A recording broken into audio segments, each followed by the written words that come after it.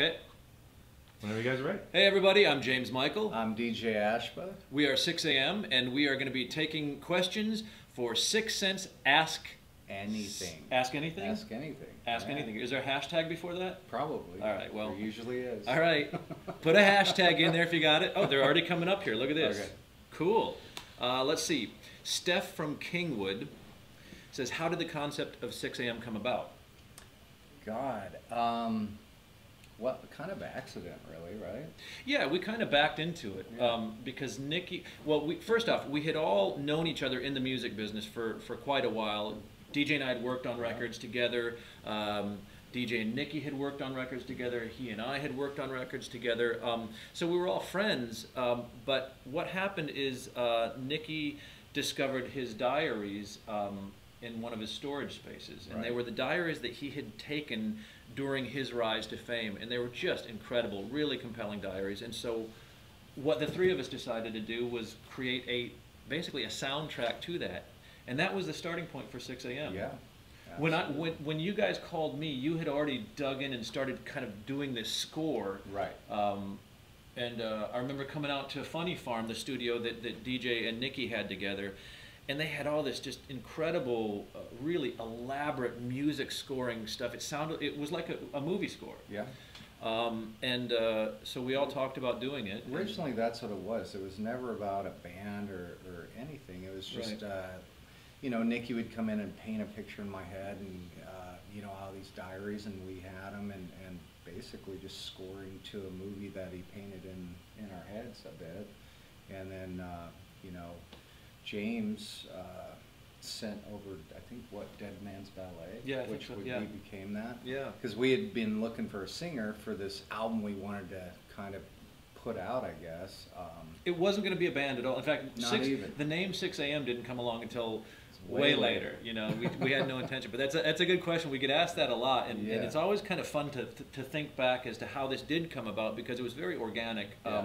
It wasn't like three guys going, yeah, let's start a band. You know, we got to find the right musicians. And in fact, Life is Beautiful hit #1 before we even knew it, and Alan was calling us, going, "We need a band name. We got to shoot a video. Yeah. So we kind of backed into it, but it was really cool. That's a great question, Steph. Let's see, Glenda from Michigan. How did the three of you come up with Modern Vintage? I don't know, but I used to go to Ludington. Did you? On vacation in Michigan every What year. were you doing there? Because it was the closest place where there's water, like an ocean, but it wasn't an ocean. I thought it was. I was born in Holland, Michigan. I grew up going to Ludington to like Wolf's Creek and that's cool. All that stuff. Yeah. Well, Modern Vintage it's our third studio album, and it was a real exciting transition for 6 a.m. Because on the first record, the Heroin Diaries soundtrack, obviously, like we've been talking about a lot, we had Nicky's diaries to be inspired by and kind of write for. And then with This Is Gonna Hurt, there was another book. It was a book of Nicky's photography. He had captured these incredible images, which really sparked this a conversation and a concept of what the This Is Gonna Hurt album became, which was really dealing with how people judge one another. But on this one, we intentionally did not want to have a book or photographs to deal with. So what it forced us to do was kind of look at ourselves and discover who we've become as a band after 3 records. And what inspired us to do this for a living, get into music in the first place. Right, so what we did is we looked back at all those amazing rock records that we grew up with, bands like ELO and Elton John and David Bowie and Queen, and just great rock records from the 60s and 70s. Wait, that wasn't one? Well, that was one, but that came later. And that became the inspiration for this record. And it was very exciting for us, because with this record, it really does not only reveal to our fans who we've become as a band, but it revealed to us who we've become as a band and what we love about music. So Modern Vintage is a real celebration of what got us all into music in the first place. Yeah. Great question. Thank you. Glenda. Nice one, Glenda. Do you guys need anything? Cup of coffee? Anything? Can we get you something? Burgessville. Is this Burgessville? Michelle from Burgessville or Bergsville? it's got to be Burgessville. Burgessville. We're going to go to Burgessville. Asks, how is modern vintage different from anything you've done in the past? Well, it's modern. And it's vintage. That's kind of the same answer as the last one. What differentiates this record is, well, a number of things. I think that we've all grown as musicians. Well, we've all pushed ourselves so incredibly hard from album to album, but more so, I think, on this album. I agree. Album. And we really have stepped out of our comfort zone more than ever, and you know, kind of tapped into different genres we've never written songs around, and got inspired by different things. So I think that in itself made this album a much bigger journey. Yeah, absolutely. It's and like we said, it's not attached to a book or any type of peripheral thing. So it really is what we have become. It celebrates a sound that we've kind of created based on our influences. Sure. And another thing about it that I think is different, is just an exciting thing, and hopefully this happens in any band's career, is the musicianship has gotten so much stronger. I mean, it's been so amazing to watch a transition from, you've always been one of my favorite guitar players, but you've been my favorite singer. Well, thank you. But after you joined Guns N' Roses and have just toured the world a million times in that band, it's been so fun for me to watch these new styles of guitar playing come in, and it's just opened up all sorts of possibilities for us. So to me, that's played a huge part in how we were able to explore new territory on this record. And with James, although I'll act like he's not here, it's great for me as a songwriter to, the sky's the limit. It's really great. You know, I've worked with different people where their range kind of ends at a certain spot, but he can sing literally anything, and not only sing it, but deliver the message that will leave you with goosebumps. He sells the story in such an incredible way. So as a songwriter, we're obviously both songwriters, but coming from my point of view, you know, to be able to paint on a canvas that has every color in the rainbow, you can literally write in any key you can think of, and not only can he sing it, he can sing it in 4 to 5 different octaves. So it's really cool. But you know what sucks about that, and it's the same way for both of us, is that then when we have to play it live, we're both like, why the heck did we go that far, you know? But that's kind of what we're doing now. Yeah. Like, maybe next album is just chill with it. We might have to play this live. Right, let's just do a bunch of mid-tempos that never really go up above. Let's not do sweeping arpeggios at fucking 180. Exactly. No, whatever. That was Michelle from, I don't think we've established. Burgessville. Burgessville, okay. Melissa from Waldorf, why do you think the three of you mesh so well together? Because we're just such great friends. Yeah, and our names sound good together. 6 a.m. Sounds great. You know, that's the neat thing about 6 a.m. is that, like I said earlier, it wasn't like we put an ad out in the paper and we're trying to start a band. This happened so organically, and it truly has been three friends that love hanging out, that just decided to take advantage of the fact we all happen to make music and do it together. And 6 a.m. music has just become a byproduct of this fantastic friendship that we've forged. And it's respect. We all three are successful in our own right, and we all three have so much respect for each other. Mm-hmm. I mean, right? I don't, but yeah, you guys do. Okay. Well, yeah. Nicky's not here, so we can really... Why are we bashing on him? Let's be honest. Hold on. 1 second. There we go. There, now we got him. There we go. Okay. So, Nicky, tell us about how much you respect us. I love you guys so much. You guys are the best. You guys are amazing. All right. Okay. Good question, Melissa. Travis from... you got to start saying these names. Travis from Roanoke. Roanoke. That's okay. Roanoke, Virginia, I believe, right? To the band, to us, what was it like meeting Nicky for the first time?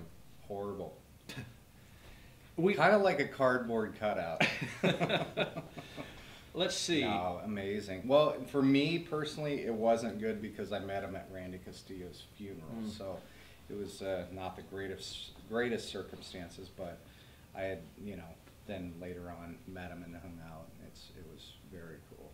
Everything you could have imagined meeting one of your, a guy you kind of like. I've always thought that was very poetic that you guys met at a funeral. I've always loved that story because it really plays into, it plays into that kind of the darkness and the beauty that 6 a.m. really is all Yeah. about. You know, I mean, how really beautiful things can come out of very tragic things. Sure.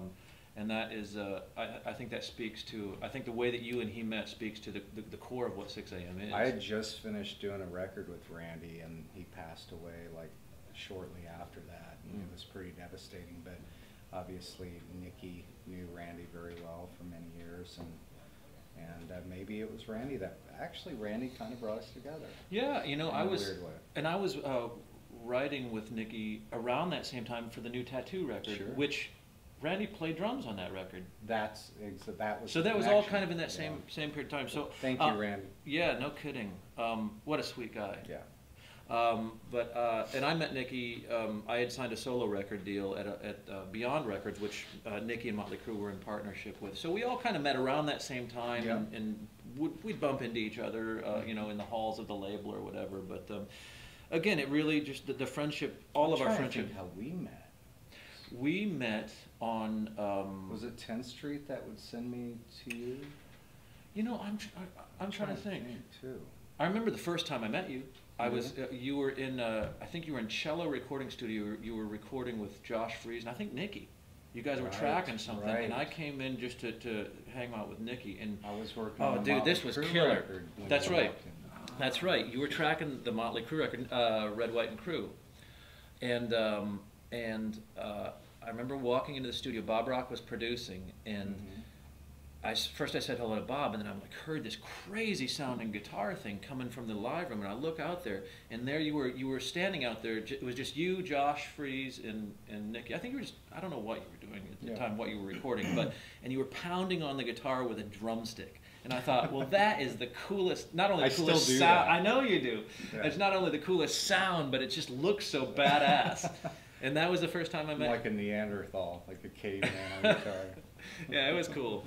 So that's how we all kind of came together.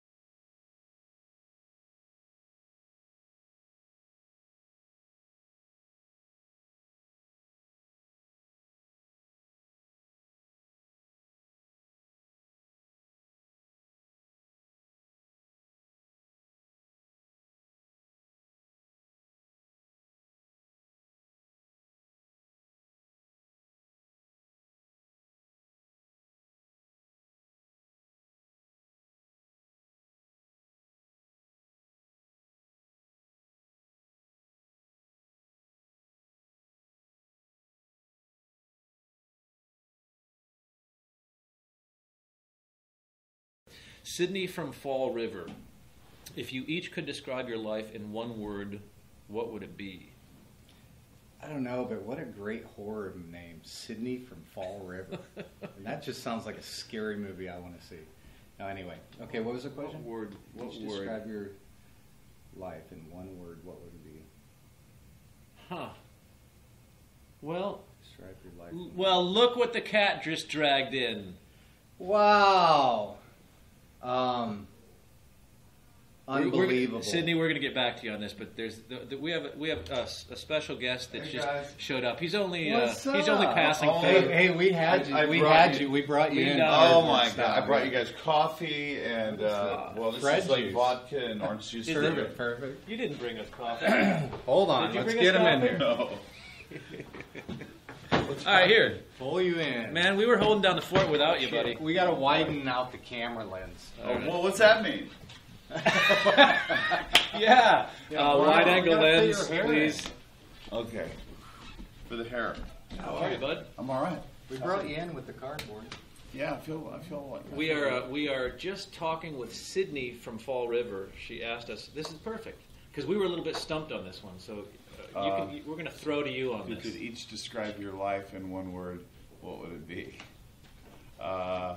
Do you want me to describe your life or my life? Yeah, describe mine first. Your life. Oh, God. Busy. Yours has got to be busy. Okay, mine might be slightly busier, but your, let me see. How about this? Busy, busier, busiest. I like that. All right, Yeah, there you there go. you That's go. perfect. Yeah. All right, that's a good one. Sarah from Mannheim. I love Mannheim. I'm assuming this is Mannheim, Germany. Love that town. If you went on tour, what bands could you imagine as supporting acts? There are so many bands that we want to tour with. Probably. We really, That would open up for us? yeah. Yeah, you know. Motley. Guns, Motley, yeah, that'd be a good bill. Nope. I think that's the cool thing about us, and because it's so hard to define what our style or our genre is. Yeah. There are Right. so many different bands or artists, Yeah. not only in the rock world, in the Yeah. pop world, whatever it may be, that we could very comfortably fit on a bill with. I feel we could Muse have would be awesome. Muse would be great. I mean, Yeah. as far as supporting or whether we're supporting or they're Right. supporting us, I mean, just to be able to play with so many great bands right now. Yeah, And absolutely. there's a lot of great new rock out there, you know, and a lot of the, you know, like the old school, like, you know, the heavy metal fans feel like, you know, maybe there's not a lot for them out there, but there's a lot of new bands coming out, and we're excited about that. And a lot of bands that are like crossing genres and stuff. It's an exciting time in music. You have to look for it though. It really is. I mean, you hear a lot of people talking about how grim it is out there in the music business, and yet I think it is one of the most exciting times because now you've got young kids that have access to recording equipment stuff because it can all be done on your laptop that you never would have had back when we were starting. You know, we would have those 4-track tape recorders and you'd record 4 tracks, bounce them over and do this stuff. And now there's so much at their Man, they fingertips sounded to bad. create. So Yeah. it's very exciting, and I'm excited about what new music we're going to hear in the next 10 years, and what these kids are going to come up with, and you know how they're going to take things that influence them and regurgitate it basically, and kind of rework it. And music's always been about taking influences from all different genres. You know, if you look at David Bowie, for example, you can hear R&B, you can hear pop, you can hear folk. You can hear what people would call rock with things like Rebel Rebel. And, Yeah, absolutely.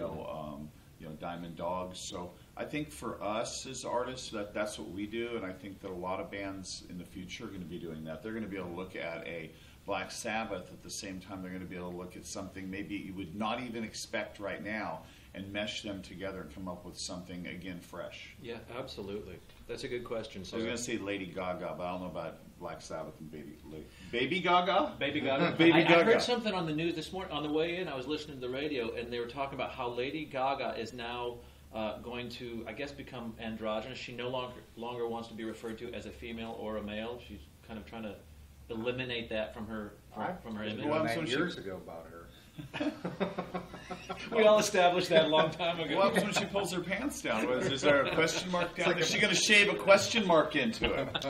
It's just like a baby doll. Like nothing. Nothing. Doesn't go in, it doesn't go out. Sorry. Oh, man.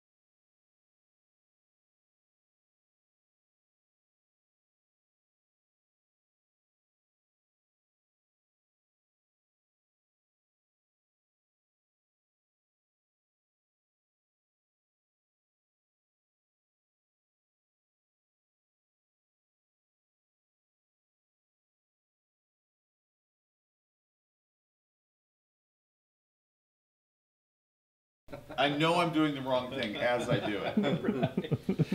All right, are we back on? Yep. All right, What's Michael. that little thing? What is it? Oh, it's an old phone. Do you have the new one? No. Okay, Michael from Westfield. Will you guys be going on tour soon?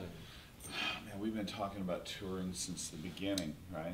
What? No, Been dreaming about it. Well, yeah. when we started the band, we didn't want to tour. We didn't even want to be a band. Right. We just wanted to make music. Right. And then that Crew Fest thing happened when Life is Beautiful went #1. And Yeah. that's when That it was fun. That's when it happened. Yeah. Remember being in a tour bus, us going, hey, Yeah.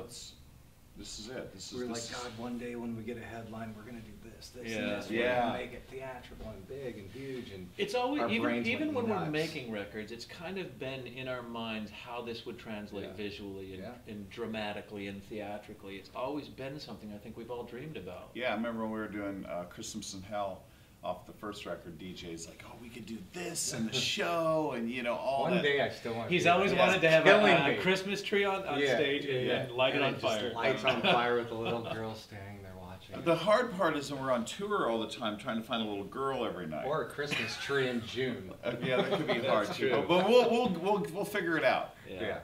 Have we skirted that answer? I'm not wearing we the did, dress. Did we successfully I'm not doing answer it. that You're without little. answering You're it? little. I'm the little Good. guy in the Yeah, background. we're not going to answer Okay. that question. You'll find out soon enough. Andrew from West Covina says, if 6 a.m. were to cover one Motley Crue song, which would it be? I bet it's different for every one of us. Well, we already did.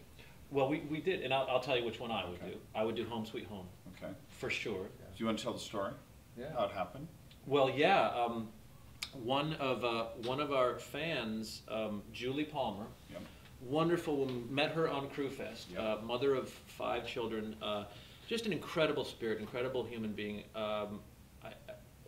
We all befriended her, and she was suffering from cancer. Yeah. Stayed in our life the whole time. Stayed in our lives the entire time, was an incredible fan, but became an incredible friend. And she asked me if, she knew that she was dying, and she asked me if I would sing at her funeral. And I said, well, I will, as long as you promise me that's a long, long, long time from now. And and she said, I want you to sing Home Sweet Home. Well, sadly, she passed away last year, and so I recorded just a piano vocal version of it. And it was such a powerful moment for me, and I remember sending it to you, and you kind of had that same reaction. We all shared such a sadness for her loss that we decided that at some point we will record that. So we actually we do have a recorded version of that, and it was really amazing to hear that song with this whole new kind of emotional thing attached to it. So that would be mine. I do want to kind of make something very clear. I was doing an interview recently in Japan, and the first question they said was, well, Motley Crue's coming to an end, and we're sad. We're very excited about 6 a.m., but the good news is that when 6 a.m. tours, we're going to get Motley Crue music too. And I had to clarify, as I'm going to do right now, that's not our intention. Our intention is not to play Motley Crue music, Guns N' Roses music, anybody's music other than our own, or if we choose to maybe do a unique cover like we did with Drive, but we really want to stand on our own. We're proud of 6 a.m. and I don't think that's a respectful thing to do, is to go out and, can we end our 6 a.m. set and come out with 5 Motley Crue songs for the encore? Right. It's not a good look. It would kick ass. It would be fun, but we want to stand on our own. Yep, I We agree. want to stand on our own. All right. I'm excited to get out there. Dina from Appleton, what's your favorite song to play live? Oh, man. It's changed. Mine is now Yeah. Let's Go. Is it really? Yeah. I mean, I haven't played it live yet, but Yeah. getting in rehearsal, that thing is awesome. How about you? I feel the same about Let's Go, but Stars. What a Stars is great, great too. song. But you know what, really, I forgot how great it was, is This Is Gonna Hurt. Yeah, That's you're right. it's so tight. I've in got a different rehearsals. one. What? Lies of the Beautiful People is the funnest song to sing. Really? live. Nice. I can't even believe it because I thought it would be one of the hardest ones. But there's just it's so infectious. As soon as that groove starts, I'm just like, oh my God, I love this song. Yeah. So that's cool that all three of us have different ones. Yeah. Yeah. I can't wait to play live. Man, oh man, To be I honest, the know. way we're doing Before It's Over right now, Yeah. it's a whole different Yeah. version than what you're going to hear on the record, but that is awesome. I mean, Speaking of which, we got to get into the studio. I know you leave soon, but we got to get into the studio. We already tracked drums on it. Got to get you in there Take to 20 record minutes. that solo. It would literally take no time at all. Maybe I'll come out to your house and we'll just track that. Yeah, we'll just cut it real fast. Just a really cool All right. section. We got to get that. It's just awesome. Okay, that was Dina from Appleton. Thank you, Dina. Barbara from Andover. What inspired Got to Get It Right? Well, the album was done, so we thought. A lot of times when you think something's done, when you're creating, that's when the freedom comes to just, maybe try one more idea. And our manager, Alan Kovac, had called me and said, you guys, I love the album. He goes, just something with kind of a 70s stomp, like super simple. And James was at my house. We were going to cut some bass that night. And I came in and I told him, and I talked to DJ on the phone, and we were like, Alan was suggesting we just do this kind of a simple 70s sounding Queen-esque pop-driven song. Those are the hardest kind of songs to write. Absolutely. Like just a simple song. Right. It's the hardest song to write because everything relies now upon the melody, Yeah. the lyrics, the guitars and the bass are just, we're just playing three chords. But you know what? That one flowed so quickly, and here's why I think it was, because we already had the record in the can. We Yes. already knew what this record was, so Gotta Get It Right kind of became our reaction to the whole record. Yeah. And that's why when you listen to it, it's got all of those elements. It's got those ELO harmonies. It's got those really hooky, Bowie type of guitar moments, and to me, it's really encompasses everything that modern vintage the record was. Yeah. I agree. So it is everything, yet it is different. And I think that's part of the reason why we decided to release it as the first single, to be like a little bit of a shock to the system for everybody. Like, wow, what's this? This is, you can either love it or hate it, but you felt something, and then you start digging into the rest of the songs, and you go, okay, now I get this song. Yeah, I get the album, I get the whole thing. yeah, for sure. That was Barbara from Andover. We have Trish from Pottsville. When is your merchandise coming out for sale? Well, Trish, we're going to be selling pot-infused merchandise only in Pottsville. That was like a really bad joke, wasn't it? It was a good joke, man. It was all right. Yeah, it was a good joke. We have some out now. Yeah, we just put together the bundles. Yeah. I just And, saw it in the next room. Right, yeah, we can go right in the It's next over room. there? Oh, cool. Shirts are, yeah. Oh, we got to check it out. Well, we have to buy it. Of course. That's why I'm not wearing one. Right. It's a cash register. They wouldn't Yeah. give it to me, so Right. I'm like, Yeah, I have no credit with with the label right now. Neither do I. We're excited about creating a really cool line of merch, and not just black T-shirts with the band on it. I mean, that's great stuff too. We love that kind of stuff, and we just put together something to get things started right now, and we're doing some cool stuff with some bundling with Best Buy and the merch store up at Sixx AM Music. You can go there and you can get like cool stuff like record players, and we're going to be releasing stuff on vinyl, and we got a 7-inch vinyl single of Gotta Get It Right with Life is Beautiful on the other side. So we're just really getting started with that. But like with the live shows, with the music, how like with Before It's Over and other songs, we're creating new stuff out of what we already have in the merchandise. I think this is going to be a really fruitful and exciting time for us. I'm excited too, because you guys both have such a great eye for the clothing and the merch type of stuff. And I loved even back when we did Crew Fest, we had some really neat we had some things. cool So stuff. I'm looking forward to what we I don't come know up if you'd with. say we have like really great style in clothing. I mean, look what we wore today. Well, Look like I'm at church. DJ just got back from court. no kidding. I You won. look like a lawyer. I won. He's a lawyer. Yeah, actually, this is our band lawyer. Right. Yeah. Hi. What's up? Melissa from Oxford. How old were you when you first started playing music? Ooh, good question. Man, How oh, old man. were you when I 3? My mom had me on the I piano. hate that. I can't beat that. Like bang. I mean, He's lying. You're You're lying. lying. You were She not had me- 3. She had me on her lap, banging on the piano when I was 3. I did my first recital. I played "Ode to Joy," in front of a church audience. At 3 years, 5 years at old. 5 years I old. played Ode to Joy. Wow, Swear I'm to God. impressed, man. Yeah. I mean, I didn't probably- get any better since. I was probably 5 when I started. Like I started playing drums, and then probably like 6 or 7 when I started playing piano. I don't think I did my first recital. I played Flight of the Bumblebee for my first recital. That's way cooler than Ode to Joy. Well, but I was like probably 12 or something then. I was older. I'd already gave up piano by 12. How about you? Your poor parents. You started on drums. It's like, Oh, I know.